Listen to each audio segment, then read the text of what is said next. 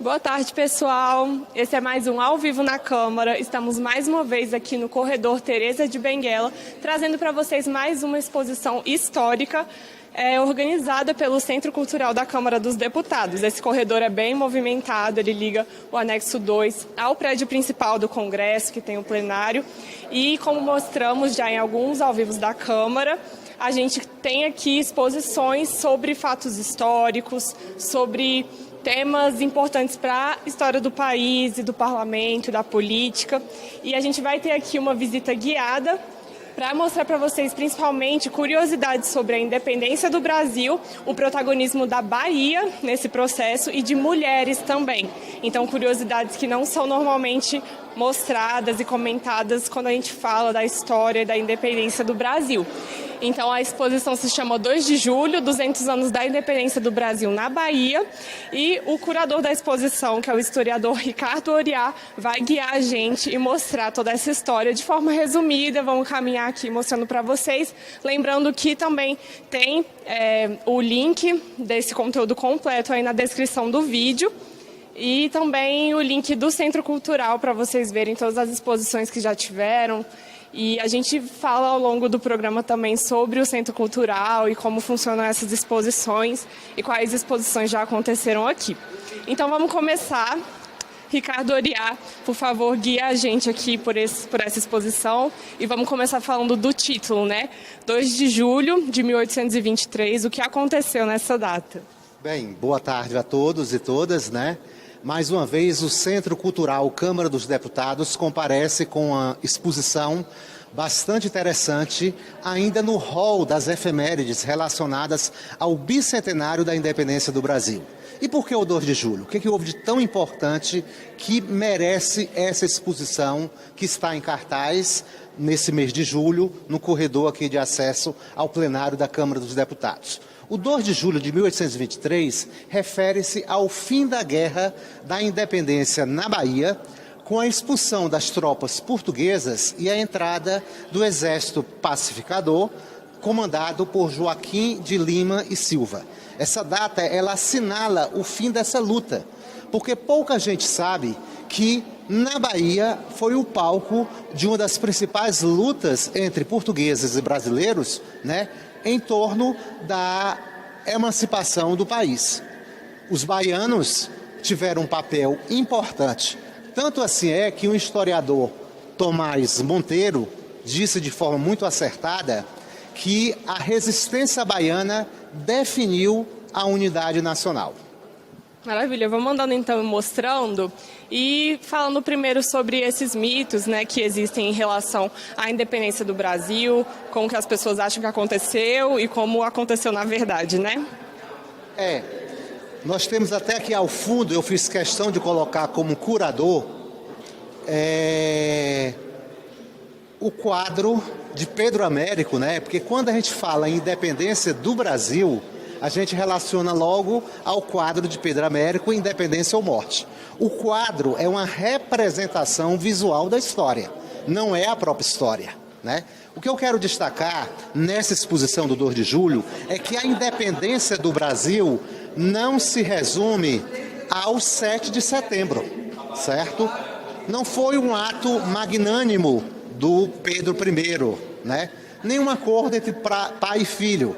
O que nós queremos registrar com essa participação, em primeiro lugar, é que houve resistência, houve luta, houve derramamento de sangue em diversos pontos do nosso país, certo?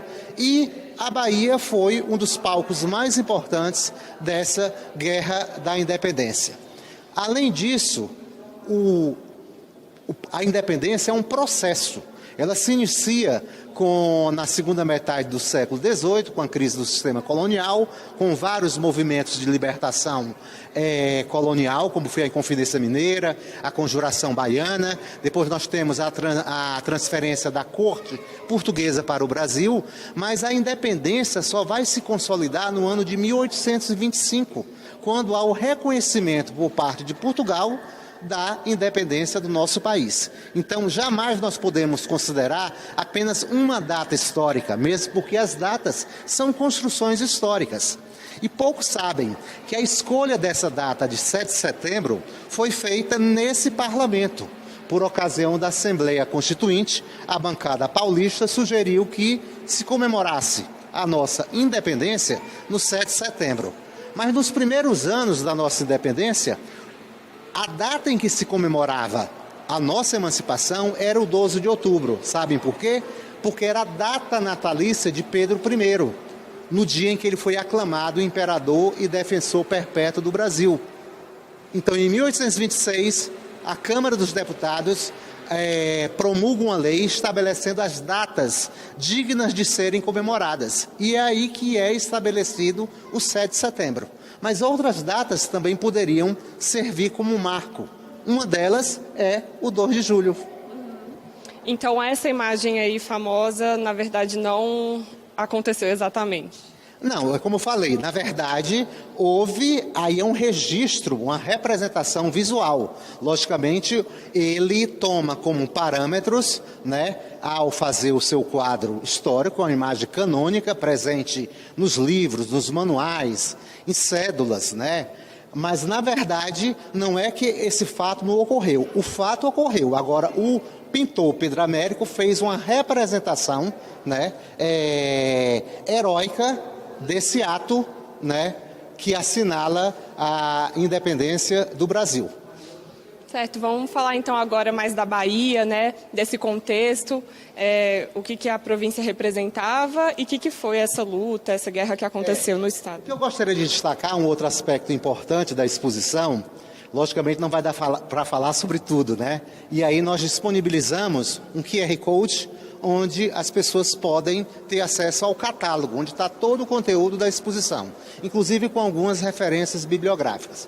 O que eu gostaria de salientar é que a independência do Brasil, em sendo um processo histórico, ela teve a participação de diversos sujeitos históricos, e não apenas Dom Pedro I, né?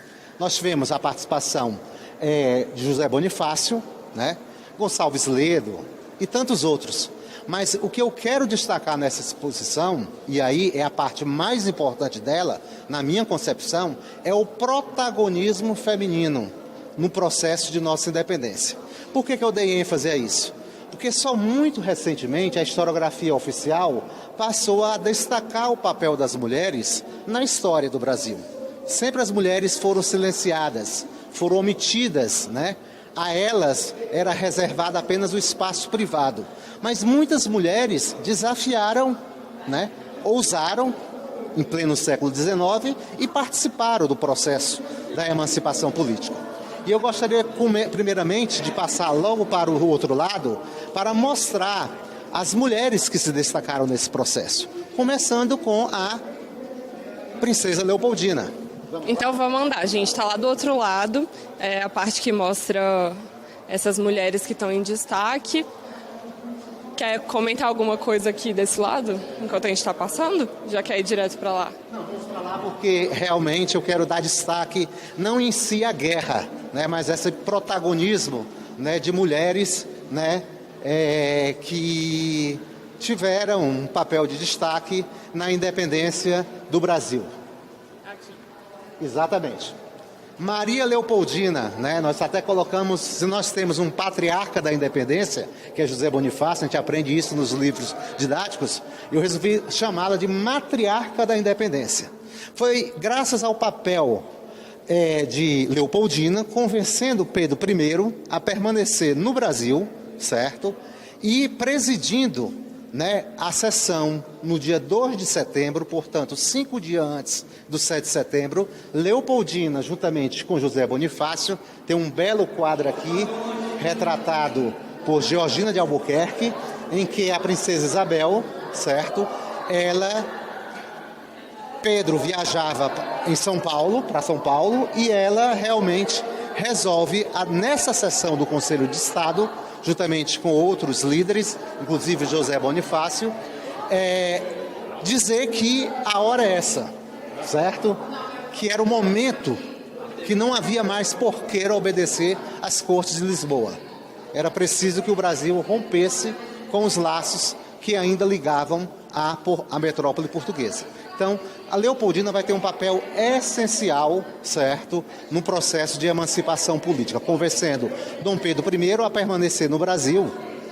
Um outro destaque que eu gostaria de registrar é Joana Angélica. Aí nós passamos já para a participação de baianas que tiveram também um papel de destaque nesse processo da independência do Brasil. E aí o fato de que Joana Angélica, ela é assassinada à porta do convento, dá início a essa luta em Salvador, entre portugueses e brasileiros, pela emancipação do Brasil. Vocês estão vendo aí imagens interessantes de Joana Angélica. Tem uma outra imagem, uma reprodução de época, né? Elas se colocando à frente do convento, né? E defendendo, né, o convento, porque havia a suspeita de que houvessem brasileiros pró-independência, né, que estariam acobertados no convento, onde ela era a madre superiora.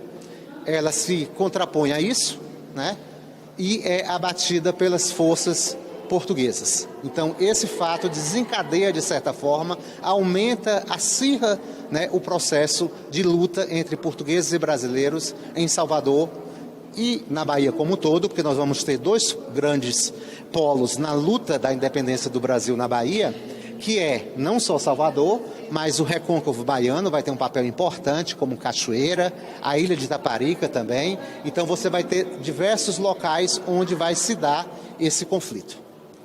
Agora, nós temos também uma outra figura que pouca gente conhece, que é uma menina de apenas 10 anos de idade.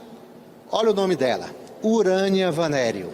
Ela era filha de portugueses, residia em Salvador e ela publica um panfleto chamado Lamentos de uma Baiana.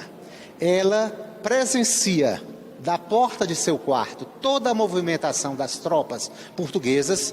É preciso registrar que os portugueses realmente, eles invadiram as casas, eles realmente foram muito violentos nesse processo. E ela, através dessa publicação, ela vai destacar exatamente e se colocar, mesmo sendo filha de portugueses, ela vai se colocar a favor da causa dos brasileiros pela emancipação política, né? Temos adiante ali, né, a comprovação do panfleto que ela escreveu, que é publicado no ano de 1822, certo? No Rio de Janeiro, pela Tipografia Nacional. Agora, duas outras mulheres foram fundamentais.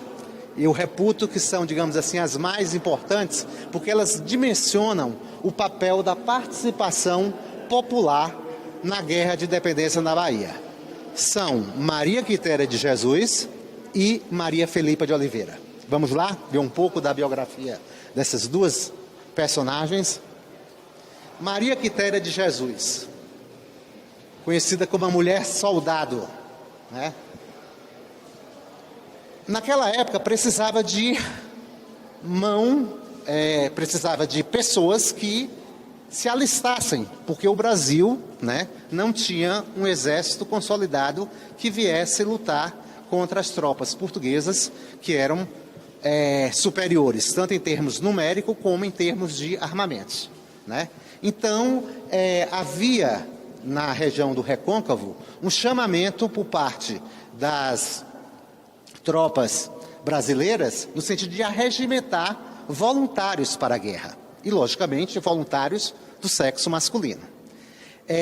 Um desses personagens, né, vai até a residência de Maria Quitéria falar com o seu pai, mas ele não tinha, o único filho homem, varão, era menor de idade, portanto não poderia se alistar na Guerra de Independência. Ela ouve a história, ela se toca e ela quer ir à guerra. E olha que interessante, né? O pai dela se contrapõe a essa ideia, né? Mas ela chega a falar: é verdade que não tendes filho, meu pai, Mas lembrai-vos que manejo as armas e que a caça não é a mais nobre que a defesa da pátria.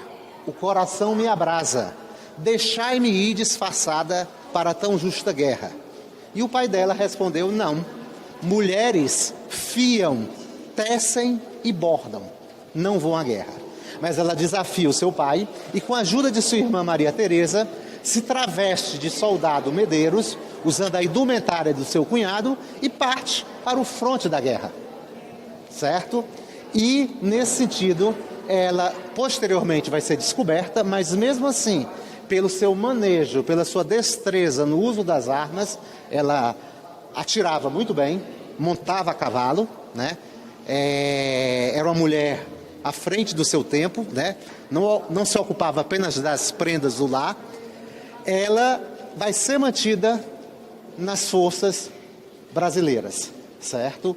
E razão pela qual ela vai ser, logo após o final da Guerra da Independência na Bahia, ela vai ser recebida no Rio de Janeiro por Dom Pedro I e vai ser condecorada por ele.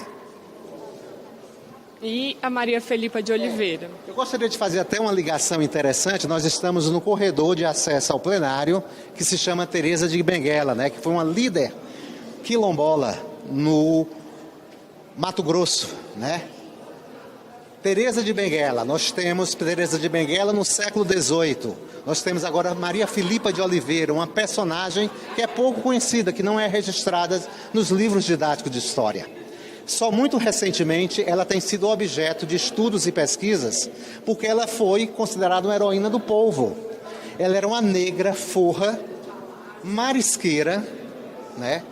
Conhecia como ninguém a ilha de Itaparica e, diante disso, ela vai usar desse seu conhecimento do território na ilha de Itaparica para lutar ao lado dos brasileiros. E ela vai usar de alguns artifícios bem interessantes, porque ela só tinha uma peixeira que ela usava enrolada na sua indumentária. Nós temos aqui uma reconstituição de como seria Maria Filipa. Nós não temos registros visuais, infelizmente nós não temos, né? Mas aí você tem uma representação muito interessante de uma negra forra, né? Ela costumava levar sempre uma peixeira entre as suas mantas e essas folhas que chamam a folha de cansanção. O cansanção é uma espécie de urtiga. Então ela procurava seduzir os soldados portugueses, mas depois dava uma surra com o cansanção. E o cansanção provocava lesões, ardor na pele. Enquanto isso, ela regimentou outras mulheres e conseguiu atear fogo em várias embarcações portuguesas que estavam ameaçando, né, e queriam controlar a ilha de Itaparica. Então, a resistência em Itaparica, a luta, nós devemos em grande parte a essa personagem, Maria Filipa de Oliveira. Essa negra que consegue realmente dar uma contribuição para o processo de emancipação política do Brasil. E ali no começo daquela parede tem falando que alguns personagens envolvidos nessa história estão no livro, né, de Heróis e Heroínas da Pátria. Sim. Em 2018, por iniciativa da Câmara dos Deputados e sancionado pela Presidência da República, nós temos uma lei, certa lei, que outorgou a 4 personagens da luta da independência do Brasil na Bahia, que são João Botas, que é um militar português, mas que adere, né, à luta pela independência, e as outras 3 mulheres que nós nos reportamos, que são Joana Angélica, né, Maria Quitéria e Maria Filipa de Oliveira. E, recentemente, o Senado Federal também criou uma premiação chamada Premiação Maria Quitéria de Jesus, com o objetivo de homenagear as mulheres que se destacaram na luta pela promoção da equidade de gênero no Brasil. Eu acho que com isso o Congresso Nacional vem reconhecer, né, o papel desses personagens, e a Câmara, com essa exposição, pretende também homenagear não só a Bahia, mas os baianos e a todos os brasileiros que lutaram pela emancipação política do Brasil. E lembrando também que no dia 5 de julho teve uma sessão solene aqui na Câmara em comemoração a essa data, a esse evento, né, que completa 200 anos, com a presença da ministra da Cultura, Margarete Menezes. E quais outras ações, né, você considera importantes para que o poder público tome em relação a esse protagonismo? Inclusive, uma sugestão aqui aos parlamentares do Congresso Nacional, deputados e senadores, que da mesma forma como nós temos como data nacional e feriado nacional o 7 de setembro, né? 7 de setembro sempre foi uma data relevante, considerada a data magna da nacionalidade. Mas que nós reconhecêssemos depois de 200 anos, né, passou-se tanto tempo, mas que hoje nós elevássemos através de uma lei, né, a data do 2 de julho como sendo uma data nacional, a data da consolidação da independência do Brasil. Era isso que eu gostaria de deixar registrado, né? É uma homenagem que a gente faz à Bahia, né, no sentido de resgatar essa memória que durante muito tempo ficou silenciada, esquecida, né? E que merece agora ser enaltecida. E lembrando então que todo o conteúdo dessa exposição está no link na descrição do vídeo, assim como o link do Centro Cultural da Câmara, que é o órgão responsável por, vou só falar para vocês rapidinho, que são para realizar eventos culturais, exposições artísticas e históricas como essa daqui, e cuidar do acervo museológico, né, da Câmara dos Deputados. E aí tem exposições, frequentemente, tanto aqui no corredor Teresa de Benguela, quanto ali em cima da rampa do anexo 2 e no anexo 4 também, no 10º andar, que tem uma galeria. E lembrando para vocês também algumas exposições que já aconteceram neste ano, e a gente inclusive mostrou no Ao Vivo na Câmara, que foi no começo da legislatura, essa a gente não mostrou, que chamava Por Dentro da Câmara, que era um instrumento de apoio aos parlamentares que estavam começando, né, na nova legislatura. Em março, Mulher também teve a exposição Mulheres, Histórias e Conquistas, que a gente mostrou para vocês, que fala de todas as conquistas históricas das mulheres e avanços ao longo do tempo. Os 200 anos da Constituinte de 1823, que mostrou, né, a primeira experiência de um parlamento brasileiro, a primeira proposta de Constituição que a gente mostrou em outro ao vivo também, o documento oficial saindo do acervo e indo para a TV Câmara. E em junho a exposição Rádio Centenário e Antenado, mostrando a trajetória de 100 anos do rádio no Brasil, além de outras 5 exposições de artistas, né, das artes visuais. Então, é isso, esse protagonismo da Bahia e de mulheres também na independência do Brasil, e essa função do Centro Cultural, né, de mostrar isso num espaço importante aqui da Câmara dos Deputados, né? É isso aí. O Centro Cultural Câmara dos Deputados tem um papel importante na divulgação, né, da cultura e da arte e também da história, da memória institucional do Parlamento brasileiro. Então, muito obrigada, Ricardo, por mostrar para a gente esse resumo dessa exposição. E fiquem então com algumas imagens do corredor enquanto a gente vai encerrando. Lembre-se de se inscrever no nosso canal, a gente está com quase 1 milhão de inscritos no canal no YouTube. Ativem o sininho para receber notificações, a gente cobre também bastidores da CPMI, das CPIs, dos eventos aqui oficiais da Câmara dos Deputados, com essas entrevistas, esses bastidores e desses eventos artísticos, históricos e culturais que ocorrem por aqui também. Então é isso. Inscrevam-se no canal e muito obrigada. Até o próximo Ao Vivo na Câmara.